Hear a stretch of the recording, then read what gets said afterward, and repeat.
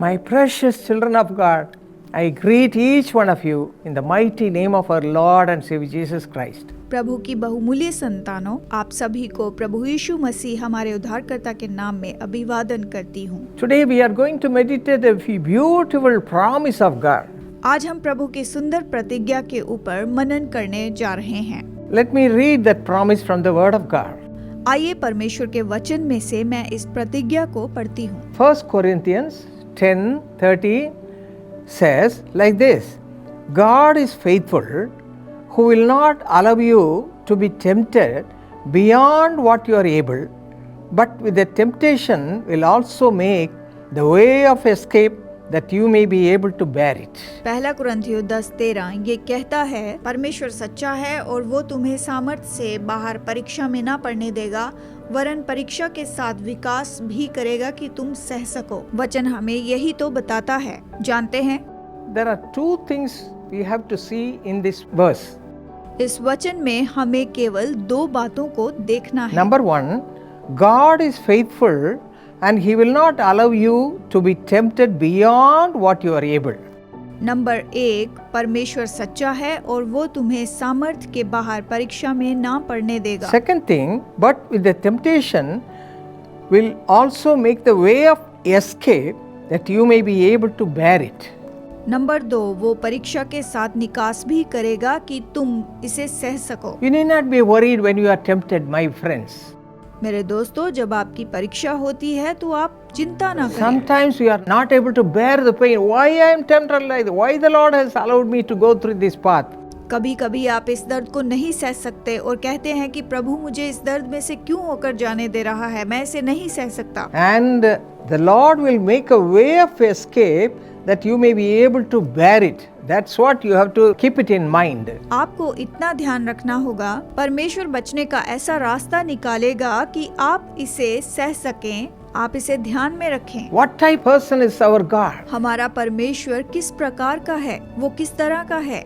1 Corinthians chapter 1 verse 9 पहला कुरिन्थियों 1 वचन 9 and 1 Thessalonians chapter 5 verse 24 says, the Lord is faithful. पहला थिस्सलुनीकियों 5:24 ये कहता है, परमेश्वर विश्वास योग्य है। The Lord whom we serve is a faithful God. जिस परमेश्वर की हम सेवा करते हैं वो विश्वास योग्य परमेश्वर है। Whatever we read from the word of God, He will surely do it. जो कुछ भी हम वचन में पढ़ते हैं वो उसे पूरी तरह से करता है। He will be careful to give victory to His people. वो ध्यान में रखता है कि वो अपने लोगों को जयवंत बना सके। So my friends, when you walk through temptation, you need not be afraid of that. मेरे दोस्तों, जब आप परीक्षाओं में से होकर जाएं तो आपको डरना नहीं है। See the life of Moses and life of David, they were very faithful to the Lord. मूसा के जीवन को आप देखिए, दाऊद के जीवन को आप देखिए, वो परमेश्वर के साथ विश्वास योग्य थे। If you read Hebrews chapter 3 verse 5 and 2 Samuel chapter 2 verse 6, we read about that. यदि आप इब्रानियों 3:5 पढ़ें और दूसरा शमूएल अध्याय 2 वचन 6 में हम इसे पढ़ सकते हैं। Both of them went through many trials and temptations. दोनों बहुत सी परीक्षाओं से और सताव में से होकर गए हैं। The Lord was with them. परमेश्वर उनके साथ था। They were faithful to the वो Lord. प्रभु के साथ विश्वास योग्य थे। What happened to them? और उन्हें क्या हुआ? If you read Proverbs chapter 28 verse 20, it says, a faithful man will abound with blessings. यदि आप नीति वचन 28-20 पढ़ेंगे, सच्चे मनुष्य पर बहुत सारे आशीर्वाद होते रहते हैं। Finally, they both received God's abundant blessings. आखिरकार दोनों ने परमेश्वर की बहुतायत की आशीषें प्राप्त की। And also Luke 19:17 says, if you are faithful in few things, the Lord will make you ruler over many things. और लूका 19:17 ये कहता है, तो बहुत ही थोड़े में विश्वास योग्य निकला, अब 10 नगरों पर अधिकार रख। इस तरह से वचन कहता है। My friends, how much faith you have towards God? मेरे दोस्तों, परमेश्वर के ऊपर आपका कितना विश्वास है? Do you just believe that God is faithful and He will supply all your need? आप केवल विश्वास करें कि परमेश्वर विश्वास योग्य है, वो आपकी जरूरतों को पूरा करेगा। Then you will be blessed in an abundant way as we meditated right now. तभी आप बहुतायत से आशीषें प्राप्त करेंगे, जैसा अभी हमने मनन किया है। Now with that faith, let us believe and look to the Lord. इसी विश्वास के साथ आइए हम विश्वास करें और प्रभु की ओर देखें। Let us pray.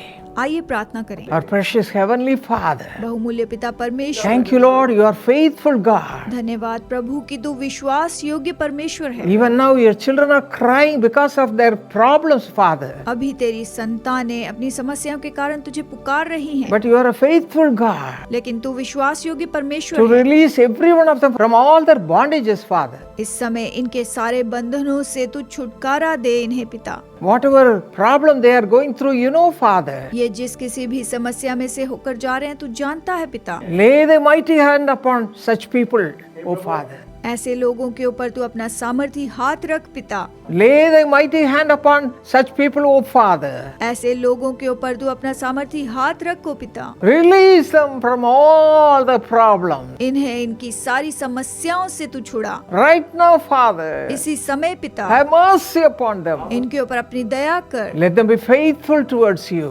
तेरे लिए ये विश्वास योग्य हो जाएं। And let them be all be blessed abundantly with all God's abundant blessings. और ये सब लोग परमेश्वर की बहुतायत की आशीषों को प्राप्त करें। In Jesus' mighty name we pray. यीशु के सामर्थी नाम में मांगते हैं, Amen. आमीन।